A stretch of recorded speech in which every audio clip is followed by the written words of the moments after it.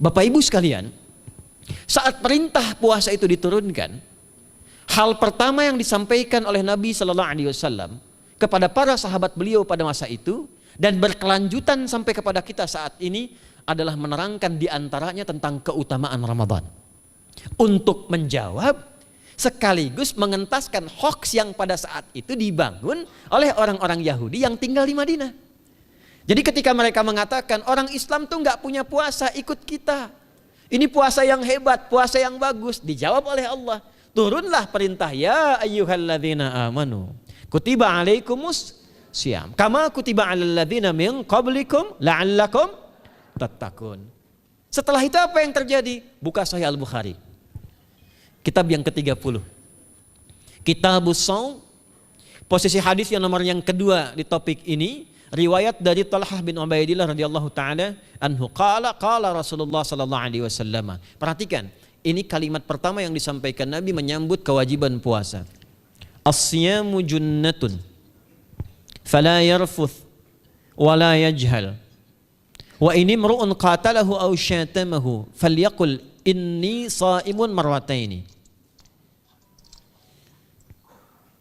La khulufu famis sha'imi atyabu 'indallahi yaumal qiyamati min rihil miski yatruku ta'amahu wa syarabahu wa syahwatahu min ajli. Ini poinnya. As-siyamu li wa ana ajzi bihi wal hasanatu bi asyri amthaliha. Kata Nabi, puasa kita ini yang kita tunaikan spesial, beda dengan yang lainnya. Jadi ketika Yahudi mengatakan puasa kami ini puasa yang hebat, yang bagus, yang diikuti oleh umatnya Muhammad sallallahu alaihi wasallam. Turun ayat, komentar Nabi pertama apa? Puasa kita kepada para sahabat, kepada kita semua, ini puasa yang spesial. As-siyamu.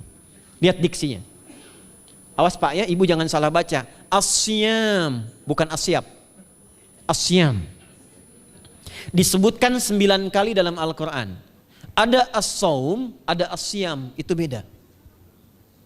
Kalau saum sekali disebutkan dalam Al-Quran surah 19 ayat 26. Saum itu masih umum, kata umum untuk menunjuk kata imsak, menahan secara umum. Bisa berarti puasa yang ada ketentuan aturan, bisa berarti menahan secara singkat. Apa saja yang bersifat menahan, itu saum namanya. Contoh Sayyidah Maryam misalnya, beliau masih makan.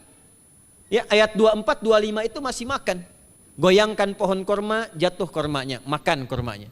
Mau minum, ambil airnya, minum. Masih makan, masih minum. Cuman diminta untuk saum. Apa saumnya? Inni nadhartu lirrahmani sauma falam ukallimal yauma insiya. Jangan bicara pada siapapun. Kamu dituduh, kamu berzina, jangan jawab, biarkan bayinya yang bicara, dan itu mukjizat pertama untuk Isa alaihi salam. Itu nanti dimulai di ayat 31 sampai 33 di surah Maryam surah 19. Tapi beliau diperintahkan saum. Saumnya apa? Jangan bicara.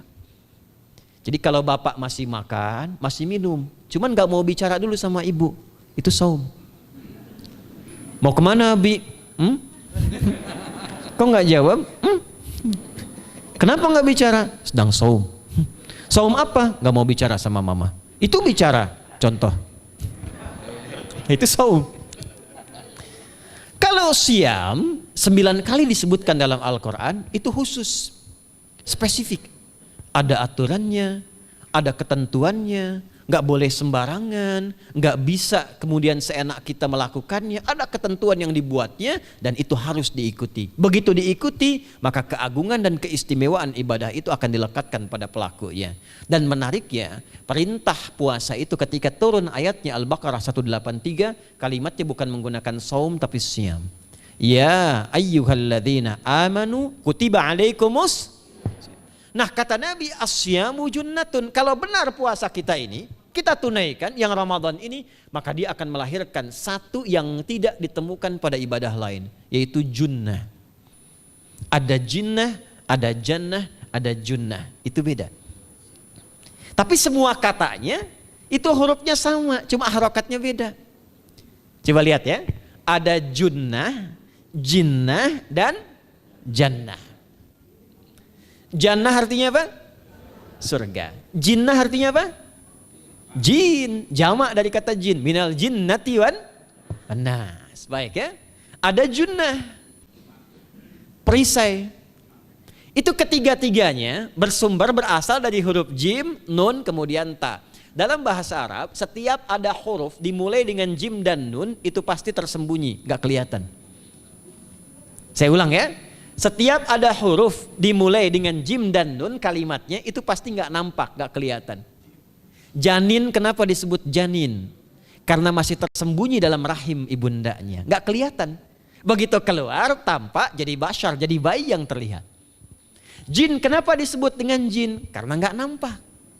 Makanya fitrah jin itu Pak, Ibu, fitrahnya tersembunyi. Jadi kalau ada jin melakukan penampakan, itu jin sedang punya masalah. Betul, itu nyata. Dan yang lebih punya masalah, ada orang-orang manusia yang mencari-cari penampakan jin. Itu sedang kurang sehat itu. Ya, betul, karena jin itu dipasangkan di Al-Quran dengan ins. 18 kali pasangan ini disebutkan, itu lawannya langsung. Jadi jin tersembunyi, ins nampak. Ins itu kelihatan, makanya makhluknya tampak. Jadi kalau ibu ada bapaknya pulang ke rumah sembunyi-sembunyi, itu bapak sedang menjadi?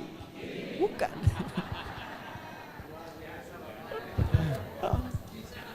Kalau ibu sembunyi-sembunyi nyari dompet bapak, ibu sedang menjadi? Jin. Itu langsung pasangannya 3 itu. Ins itu seakar dari kata anisa, halus, lembut. Jin kasar, makanya disebut jin. Karena itu jarang ada orang kemasukan jin jadi lembut, tidak ada. Permisi mau ikut kajian sedang kemasukan jin, tidak. Kalau kata-katanya tidak meracau, tindakannya pasti kacau. Karena itu fitrah manusia itu pasti lembut. Kalau ada orang kasar, pasti ada yang salah dalam pergaulannya. Balik. Itu jin. Jannah, kenapa disebut jannah? Karena belum tampak sekarang. Makanya Nabi katakan mala ainun ra'at, nggak sama dengan yang seperti dilihat orang. Nggak kelihatan, nanti kesuksesan tertinggi yang belum tampak disebut dengan jannah karena belum tampak. Junnah itu perisai yang bisa langsung membentengi kita dari setan secara otomatis. Tapi nggak kelihatan. Karena itu kenapa ujung puasa disebut la'allakum tatakun itu dari kata takwa. Takwa itu dari kata wikoyah. Wikoyah itu artinya perisai. Nah, perisainya tidak tampak dalam diri kita. Tapi kalau terbiasa menunaikan ibadah puasa ini, kata Nabi, yang pertama kali akan terjadi pada orang yang puasanya benar, dia akan mendapatkan perlindungan berupa perisai dari Allah, hasil dari latihan puasanya yang dapat membentengi dia dari setan. Jadi ciri khas puasa Ramadan itu kalau sukses ditunaikan, itu akan terjauh dari godaan setan. Setan itu provokator yang memang hanya mengarahkan pada keburukan. Jadi dia nggak kenal benar. Lawannya malaikat. Malaikat nggak kenal salah, Pak. Nah, supaya terbentengi dari itu semua, kata Nabi SAW, kita itu dihadiahi sekarang oleh Allah. Satu ibadah yang kalau dilakukan ibadah itu akan mengakumulasi ibadah-ibadah yang lainnya yang saat bersamaan dahsyatnya ibadah ini bisa menghadirkan junnah, perisai yang membentengi dari setan. Karena itu ketika dilakukan ibadahnya saat yang bersamaan bisa ditahan maksiatnya, ditingkatkan amal solehnya. Setan kan ngajaknya pada yang salah kan? Malaikat ngajak pada yang soleh. Ramadan itu keutamaannya kalau sudah tiba Ramadan itu selalu kita terdorong pada yang saleh dan tertahan untuk yang salah. Itu hebatnya puasa Ramadan. Kalau nggak percaya silahkan Pak Ibu sekalian. Cuman Ramadan yang saat datang waktunya bisa menghentikan orang berbuat maksiat. Gak percaya cek. Orang yang punya sifat marah semarah-marahnya, itu saat Ramadan bisa berhenti marah. Buka jam 6 kurang seperempat ada yang provokasi. Dia bisa tahan marah tuh, istrinya bingung, tumben Pak nggak marah, ntar habis maghrib. Bisa ditahan. Orang dusta bisa nggak dusta. Dan saat yang bersamaan, teman-teman sekalian, Bapak Ibu, itu bisa terdorong berbuat meningkatkan amal soleh. Sekarang kita keluar dari sini, ada yang minta, belum tentu dikasih. Nanti Ramadan tiba, sudah nyatet berapa yatimnya, berapa du'afanya. Amal soleh naik. Sekarang ada orang ketinggalan sholat fardu terlambat masih biasa. Ramadan ketinggalan sunnah itu gelisah. Betapa ibu-ibu para pejuang yang sangat luar biasa itu berjuang memperebutkan saf pertama setelah maghrib untuk menaruh sejadah. Ini pelakunya nih. Tapi itu hebat, Bu. Saya tanya ibu kalau berjuang naruh sejadah setelah maghrib atau bahkan sebelum maghrib, itu sejadah disimpan di saf itu untuk ngejar sholat apa? Tarawih, bukan isanya. Saya tanya pada ibu, tarawih itu hukumnya sunnah atau wajib? Sunnah. Ramadan tuh jangan, kan yang fardu, ketinggalan sunnah bisa gelisah. Itulah Ramadan. Dan pada saat itulah ketika amal soleh dikerjakan, amal salah ditinggalkan, datanglah junnah, itu perisai yang mengikat setan. Itu yang dimaksudkan di hadis Muslim. Di topik yang ke-13 namanya Kitabus Syam. Hadis yang pertama dari sahabat Abu Hurairah.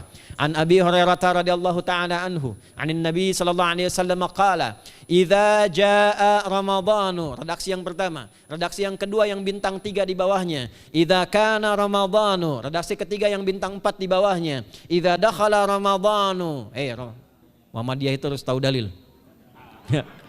Tahu dalil tuh, ya. Idza jaa Ramadhanu, idza kana Ramadhanu, idza dakhala Ramadhanu, futtihat abwabul jannati aw abwabur rahmati. Wa ghulliqat abwabun nari aw abwabu jahannam. Wa sulsilatis syayatinu aw sufidatis syayatin. Ini maknanya. Kalau Ramadan sudah tiba, kata Nabi, maka dibukakanlah pintu-pintu surga. Para ulama berbeda pendapat dalam tafsir tentang hadis ini. Pintu-pintu surga ada yang mengatakan real dibuka.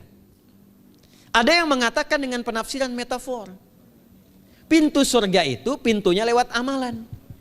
Ada 8 pintu surga kata Nabi dalam hadis yang lain. Ya, fil jannati thamaniyatu abwabin, fiha babun yusamma ar-rayanu, la yadkhuluhu illa as-shaimun, fa idza dakhaluhu ughliqa.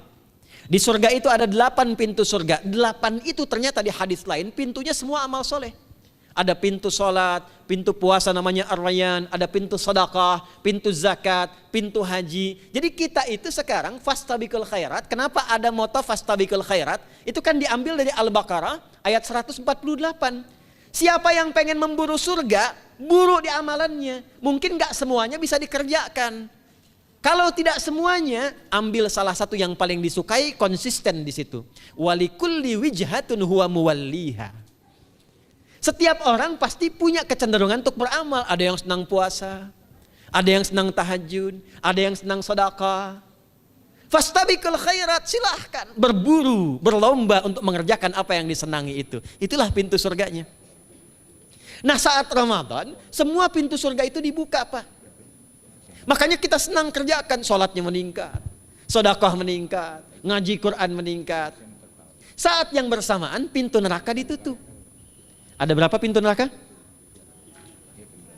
Ada berapa? Kalau pintu surga berapa tadi? 8. Hadisnya jelas, sahih dalilnya. Pintu neraka berapa? Bukan. Pilih. 6 atau 8? Yang 6 angkat tangan. Bukan 6, bukan 8, 7. Dalilnya apa? Dalilnya Quran surah Al-Hijr, surah ke-15. Ayat ke-44. Surah ke-15 Al-Hijr ayat ke-44. Neraka ada 7 pintu. Dan dalam setiap pintunya nanti ada 19 malaikat yang menjaga. Alaiha tis'ata asyar. 7 pintu ini khusus Ramadan ditutup. Dan hati-hati, nama neraka itu ada 2 nanti. Neraka yang membakar, ini mungkin jadi baru informasinya bagi sementara orang. Neraka yang membakar dan neraka yang membekukan. Jadi ada 2 sifat. Saya ulang ya, neraka yang membakar dan neraka yang membekukan. Yang membakar disebut dengan Jahannam, yang membekukan disebut dengan Zamharir namanya. Zamharir. Jadi kalau ada orang masuk neraka, itu cuma 2 pilihannya, dibekukan atau dibakar. Jelas ya? Makanya kita dikasih pendahuluan, ada musim panas, musim dingin. Supaya merasakan, nih orang musim dingin nih pakai lapisan-lapisan baju. Musim panas cari pendingin. Kamu sekarang cari pendingin, kata Allah, di neraka nggak ada AC. Kamu sekarang pakai berlapis-lapis, di neraka beku. Jahannam itu nama apinya. Jadi nar yang membakar itu nama apinya Jahannam. Jahannam itu nama apinya. Untuk membedakan dengan api yang ada di dunia dan api yang bahan bakarnya jin dan setan saat diciptakan. Setan itu dicipta dari api. Ya, setan kan asalnya dari iblis. iblis dari jin. Setan Al-Baqarah ayat 36. Dari iblis Al-Baqarah 34. Iblis dari jin, Quran surah Al-Kahf ayat 50. Kana minal jinni fa fasaqa an amri rabbi. Jin dari api yang menyambar-nyambar, Quran surah 15 ayat 27. Wal janna khalaqnahu min naris samum. Karena narnya narus samum, maka apinya mesti beda. Karena itulah nanti nerakanya yang membakar disebut dengan jahannam. Pintunya 7, namanya banyak. Ada sa'ir, ada lava, ada neraka hutamah. 7 pintu, besarnya disebut dengan jahannam. Khusus Ramadan tutup. Ramadan tutup. Wasulsilati syayatin. Setan itu dibelenggu, diikat rapat. Bagi orang yang mau puasa benar. Awas hati-hati. Bagi orang yang mau puasa benar, karena itu kalimatnya asyamu junnatun. Kalau benar puasanya, metafornya amalan dia bisa mengikat setan. Tapi kalau puasanya nggak benar, tetap digoda juga. Makanya jangan heran, walaupun Ramadan tetap kotak infak ada yang hilang. Sendal ada yang hilang. Karena puasanya bukan siam, puasanya saum. Sedangkan diksi Nabi yang mengatakan asyamu junnatun. Puasanya yang harus benar. Nanti kita belajar fikih setelah itu. Saya ingin pendahuluan dulu ya. Setelah itu apa yang kata Nabi katakan? Ini masih mukadimah ya kita ya. Ini luar biasa nih. Ya. Jadi keutamaan Ramadan itu dahsyatnya dengan puasa biasa. Kata Nabi, kalau orang benar puasanya, bebas dia dari setan. Bukan gak digoda, Allah kasih benteng sehingga setan gak tembus kepada dia. Itu satu. Itu keutamaan Ramadan. 2, teruskan dulu langsung ke ujung hadisnya saja ya. Kalau yang tadi nanti latihannya falayarfus falayajal itu latihan. Yang kedua, Allah langsung yang mengatakan dalam hadis qudsinya. Asyamu li wa ana ajzi bihi. Khusus Ramadan, kalau ditunaikan dengan benar, maka semua yang puasa itu aku langsung yang memberikan takaran pahalanya. Sekarang kita hitung-hitungan dikit ya. Bapak Ibu kan senang hitung. Tadi bangun aja kan dihitung kan. Ya, dapatnya sekian, berkurangnya sekian, ya usahanya sekian. Sekarang kita ngitung pahala nih. Ada rumus hitung pahala dalam Al-Quran. Ya, saya tanya sebentar. Kalau satu kita kerjakan ibadah, pahalanya berapa? 10. Dalil. Apa dalilnya? Quran surah ke-6 ayat 160. Man jaa baik bil hasanati falahu asyru amthaliha. Siapa yang melakukan satu perbuatan hasanah. Hasanah itu perbuatan baik yang bernilai pahala. Itu hasanah namanya. Pahalanya disebut ajrun namanya. Lahum ajrun ghairu mamnun. Jadi perbuatan baik yang bernilai pahala disebut apa? Hasanah. Ya, eksekusinya, implementasinya disebut amal soleh. Pahalanya, hitungannya disebut ajrun namanya. Jamaknya disebut dengan ujur. Di setiap poinnya disebut dengan ajrun namanya. Nah, orang yang mengerjakan perbuatan baik berpotensi punya nilai pahala, itu setiap perbuatan baiknya 10 kebaikan. Contoh kita sholat nih, sehari berapa waktu? 5. Berapa rakaat? 17. Al-Fatihahnya 18 atau 19 kali? 17 kali ya. Kalau 18 kali berarti subuhnya 3 rakaat. Nah, itu kan kalau kita buka hadis Muslim nomor hadis 162, saat Nabi dalam peristiwa setelah Isra itu ke Masjidil Aqsa, kemudian araja bina Jibril alaihissalam, Mi'raj naik ke Sidratul Muntaha. Sidratul Muntahanya ada di surah An-Najm dari ayat 1 sampai 18-nya.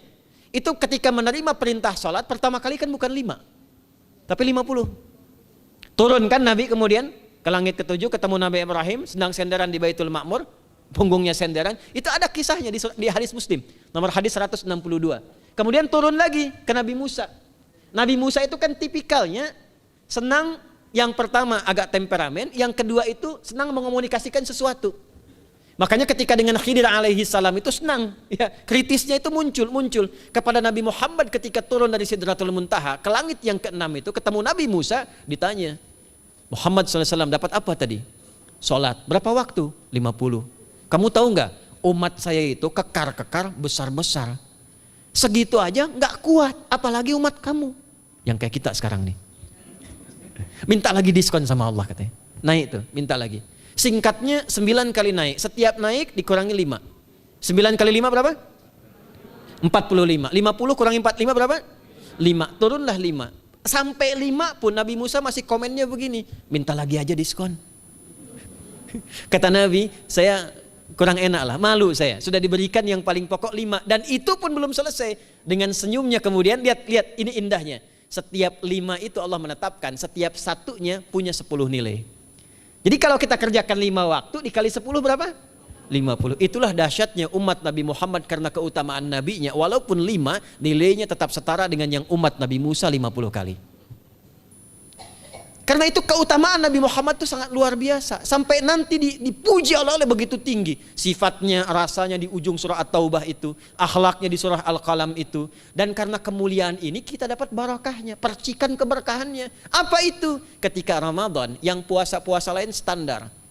Puasanya umat Muhammad SAW, setiap puasanya itu pahalanya dilipat gandakan tak terbatas. Allah langsung menilai keikhlasan pada hambanya. Paling minimal kalikan 10 kali lipat lagi dari hari biasa. Wal hasanatu bi asyri amthaliha. Jadi kalau sekarang baca Quran sekarang ini, satu hurufnya berapa? Tahu dari mana? Ya, di At-Tirmidzi nomor hadis 2910. Man qara'a harfan min kitabillahi falahu asyru hasanat. Setiap ada orang baca satu kitabullah dengan syarat dia mukmin, muslim, baca satu huruf dari kitabullah, dapat 10 kebaikan. Satu hurufnya 10, Bu, Pak. Walam aqul alif lam mim harfun, saya tidak katakan kata Nabi alif lam mim satu huruf. Walakin alifun harfun, lamun harfun, mimun harfun, walikulli harfin asyru hasanat. Tapi alifnya satu huruf, lamnya satu huruf, mimnya satu huruf, setiap hurufnya 10 kebaikan. Saya kalau ada papan tulis, saya turunkan ini pakai syarah ilmu arud. Itu dahsyat lagi. Arud itu menuliskan apa yang dikatakan, bukan menuliskan simbol yang ditunjukkan. Jadi kalau kita bilang alif, tulis alif. Dan alif itu kan ada 3 huruf, hamzah, lam, fa. Hamzah berapa huruf? Tulis lagi hamzah. Itu baca Quran kalau ikhlas, pahalanya berlipat. Paling standar satu hurufnya 10. Dan hampir nggak ada orang baca Quran cuma satu huruf. Nun. Udah dulu 10 lumayan. Nggak ada. Pasti banyak itu. Dan Ramadan lebih meningkat lagi. Dan dikalikan 10 lagi, itu paling standarnya satu huruf 100, Pak, Bu. Makanya Ramadan tuh limpahan pahala, rugi orang kalau nggak ibadah saat Ramadan itu. Nabi aja itu tadarusan Quran sekali khatam. Saat tahun meninggalnya 2 kali khatam untuk ngejar kemuliaan-kemuliaan contoh bagi kita. Itu Ramadan. Jadi ini yang pertama menjadikan kita mesti sadar Ramadan beda dengan bulan biasa. Maka disampaikan oleh Nabi yang pertama ada pelipat gandaan pahala. Yang kedua ada perisai yang bisa menjauhkan kita dari setan. Yang ketiga, saya tutup mukadimahnya. Yang ketiga, hanya Ramadan yang siang malam melahirkan ampunan Allah Subhanahu wa taala. Siang malam. Kita kalau mau nyari ampunan itu bisa kapanpun minta ampun. Tapi ada waktu-waktu yang sangat strategis dan tempat-tempat yang sangat efektif mempercepat mengabulkan doa. Contoh waktu misal sepertiga malam. Itu cepat terkabul doa, hadisnya qudsi. Di antara azan dan iqamah. Waktu singkat di waktu Jumat, ada yang menafsirkan antara duduk khutbah, 1 dan 2, ada yang menafsirkan waktu asar menjelang ke maghrib. Dan itu nanti sepeninggal Nabi ada di antara istri Nabi SAW memburu waktu singkat yang luar biasa ini untuk berdoa. Hafal doanya ya. Allahumma kfina bihalalika an haramik wa aghdina bi ta'atika an ma'siyatik wa bi fadlika amman siwak. Itu dibiasakan di hari Jumat dibacakan. Ya, hafal nggak? Nah, nanti diputar lagi videonya ya, kan ini kita sampai ini lihat lagi. Ya, kembalikan. Ada yang sifatnya tempat. Mihrab itu mustajab. Makanya kenapa imam itu di mihrab? Karena mewakili makmum untuk berdoa. Karena itu pilih imam yang betul-betul paham fikih salat. Bagus bacaannya dan ngerti fikih salat supaya dia sebelum salat melihat ke belakang. Itu bukan cuma merapatkan barisan, tidak, untuk melihat siapa yang salat. Apakah tahan berdiri lama kalau dibacakan bacaan panjang? Atau ada yang buru-buru? Lalu bacaannya apa yang sesuai untuk makmumnya? Itu fikihnya. Karena itu tempatnya di mihrab, dan mihrab itu viral, tempat yang cepat mengabulkan doa. Maryam itu punya mihrab. Nabi Zakaria saat minta keturunan itu mohon kepada Allah di mihrabnya Maryam. Ali Imran ayat 38 sampai 39. Hunalika da'a Zakaria rabbah qala rabbi habli min ladunka dzurriyyatan thayyibah innaka sami'ud du'a. Fanadatul malaikatu wa huwa qa'imun yusalli fil mihrab. Cepat terkabul doa. Masjid cepat terkabul doa. Tapi Ramadan itu menggabungkan semuanya. Enggak usah tunggu sepertiga malam. Siangnya diampuni, malamnya diampuni. Apa dalilnya? untuk malam lekat dengan ibadah qiyam namanya. Man qama ramadhana imanan wahtisaban ghufira lahu ma taqaddama min. Siapa yang mampu menghidupkan Ramadan di malam harinya. Dan jangan salah Bapak Ibu sekalian, awas jangan salah ya. Ramadan itu satu paket ibadahnya. Bukan cuma puasa. Ramadan satu paket, ada paket siang, ada paket malam. Dan gak ada paket hemat. Full. Ada siang, ada malam. Dan itu semua sama, cuma beda satu huruf. Hadisnya sama, ibadahnya juga diksinya sama, cuma beda sehuruf. Malamnya qiyam, siangnya siam. Awas ya, malamnya apa? Qiyam, siangnya apa? Siam. Cuma beda satu huruf. Dan itu satu paket. Jadi kalau Anda tertinggal, jangan Anda lah, jangan kita. Kalau ada orang yang tidak mengerjakan semalam, misalnya qiyamnya, cuman siamnya, sah puasanya, benar sesuai rukun, sah. Cuman tidak sempurna keutamaan Ramadannya. Karena itu Allah mengatakan kalau sedang puasa, sempurnakan dengan ibadah malamnya. Itu ada di Al-Baqarah ayat 187. Tsumma atimmus siyama ilal lail. Muqaddimatul lail, maghribnya untuk puasa, lail atasnya untuk qiyam. Orang yang mampu menghidupkan ibadah malam, jangan salah ya, nanti kita mulai puasa, insya Allah yang pertama dimulai ibadah malam, qiyam, bukan siam. Jadi jangan terlampau soleh, puasanya nanti nunggu fajar. Malam itu qiyam. Nah qiyam ini ada potensi ampunan dosa Pak Bu. Jadi kalau kita manfaatkan ibadah ini dengan benar, misal ya, kita kan nggak tahu ajal nih.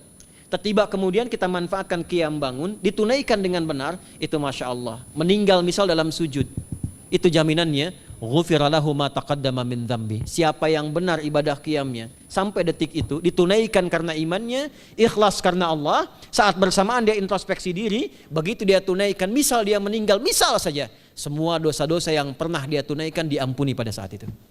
Ma itu tanpa batas. Ma taqaddama min dzambi, ma semua yang pernah dia kerjakan dalam hidupnya. Karena itu viral. Sayyidah Aisyah itu pernah minta petunjuk pada Nabi di hadis Muslim. Bertanya pada Rasulullah, ya Rasulullah, kalau malamnya saya pengen ibadah dan qadar Allah bertepatan dengan malam Al-Qadar, apa yang saya minta? Itu sampai diajarkan oleh Nabi doanya, dan doanya sahih. Di At-Tirmidzi dikuatkan lagi dengan lebih lengkap redaksinya. Kata Nabi, kalau engkau bersamaan dengan itu malam hari bangun, bersamaan, faquli, katakanlah, Allahumma innaka afuwun karim tuhibbul afwa fa'fu anni. Nanti di hadis yang Muslim, Allahumma innaka afuwun, di At-Tirmidzi ada kata karimnya, innaka afuwun karim tuhibbul afwa fa'fu anni. Itu malam Bu. Biasanya nunggu sepertiga malam, waktu sahar. Ya, jadi waktu sahar itu waktu singkat menjelang fajar. Kalau subuh sekarang 4:08, itu kira-kira sahar tuh jam setengah 4 lah, ya 3:30 sampai jam 4 itu namanya sahar, bukan lail. Kalau lail dari ba'da isya sampai sahar. Sekarang isya setengah 8 misalnya, jam 8 tuh sampai setengah 4 namanya lail. Jelas ya? Lail tuh malam, jamaknya layali, turunannya lela, lili, lala itu malam. Ya, ibu leli, ibu malam-malam gitu ya. Gitu. Nah itu waktu menjelang fajar setelah lail sahar, jamaknya ashar. Ashar itu disampaikan di Al-Quran waktu terbaik untuk istighfar. Quran surah 51 ayat 18. Wabil ashari hum yastaghfirun. Yang biasa istighfar berpeluang dapat ridho Allah dan disiapkan surga terbaik melebihi kemewahan dunia. Itu ada di ayat ke-16, 17, 18. Ya, dari ayat 15-nya, 16-nya, 17-nya adalah untuk yang saharnya, 16-nya itu kalimatnya. Ya, 16-nya yang dengan mengatakan Rabbana amanna faghfir lana dzunubana wa qina adzabannar. Ayat 17-nya as-sabirina was-sadiqina wal qanitina wal munfiqina wal mustaghfirina bil ashar. Itu hari biasa seperti sekarang. Ramadan dari ba'da isya sampai terus lagi sampai masuk waktu fajar, siangnya pun masih ada ampunan Allah. Man shoma ramadhana imanan wahtisaban ghufira lahu ma taqaddama min. Saya tanya sekarang, siapa yang nggak punya dosa boleh angkat tangan? Yang dosanya banyak boleh angkat tangan. Tuh, saking banyaknya kita nggak bisa ngangkat. Sekarang rubah kalimatnya. Yang ingin masuk surga angkat tangan. Insya Allah. Yang ingin surga Firdaus angkat tangan. Tuh, maka ironi itu tampak dalam perilaku kita. pengen ke surga, tingkatan Firdaus, tapi ngaku dosa banyak. Itu dia. Maka Allah punya sifat Rahman dan Rahim. Rahman untuk dunia, Rahim untuk akhirat. Maka diberikanlah kesempatan Ramadan untuk menggugurkan semua dosa itu. Karena itulah Bapak Ibu sekalian, penting kita menyiapkan, karena nunggu Ramadan itu nggak mudah. Dan nggak semua orang itu akan sampai kepada momen yang dimaksudkan. Karena itulah malaikat Jibril itu langsung komen. Ya, jadi ada dua riwayat nih, Nabi yang berdoa, malaikat yang mengaminkan. Ada malaikat yang berdoa, Nabi yang mengaminkan. Jadi Nabi akan naik memberikan tausiah di mimbarnya. Mimbar Nabi itu ada 3 gundakan. Begitu naik ke gundakan pertama, ada 3 gundakan. Lalu tibalah kemudian beliau bersabda. Ada riwayat Nabi yang berkata, malaikat mengaminkan. Ada riwayat sebaliknya, malaikat yang berkata, Nabi mengaminkan. Raghima'an forajulin. Awas, hati-hati nih. Raghima'an forajulin. Liman adraka Ramadhana falam yughfar lahu. Terhina di hadapan Allah Subhanahu wa taala. Kotor dirinya. Bu'dan, jauh dari rahmat Allah. Liman adraka Ramadhana, siapa yang sudah disampaikan ke bulan Ramadan falam yughfar lahu, tapi tak mampu mendapat ampunan Allah Subhanahu wa taala. Karena itulah saya ingin cepat. Satu, kenapa Ramadan istimewa? Karena ada ampunan Allah yang sangat luar biasa. Kenapa Ramadan istimewa? Karena ada pelipat gandaan pahala. Kenapa Ramadan istimewa? Karena ada peluang untuk menjauhkan dari setan. Dan yang terakhir, Ramadan istimewa karena semua waktu siang dan malam mempercepat terkabulnya doa. Itu yang dijamin di ayat 186 dalam rangkaian ayat Siyam dari ayat 183 sampai 187. Ayat 186-nya khusus untuk mempercepat terkabulnya doa. Wa idza sa'alaka 'ibadi 'anni fa inni qarib. Ujibu da'watad da'i idza da'an. Falyastajibu li wal yu'minu bi la'allahum yarshudun. Tafsirnya apa? Hadis Nabi sallallahu alaihi wasallam. Thalathatun la turaddu da'watuhum. Al-imamul 'adil was-sha'ima hatta yuftira. Wa da'watul mazlum. 3 golongan yang doanya sulit sekali ditolak. Yang pertama imam yang adil, yang kedua adalah orang puasa sampai berbuka, dan ketiga doa orang yang terzalimi. Jadi kalau Bapak Ibu pengen cepat dikabulkan doanya secepat kilat, maka jadilah pemimpin yang adil. Kalau belum mampu, latihan puasa. Kalau belum mampu lagi, banyak-banyak terzalimi dan berdoa. Ya.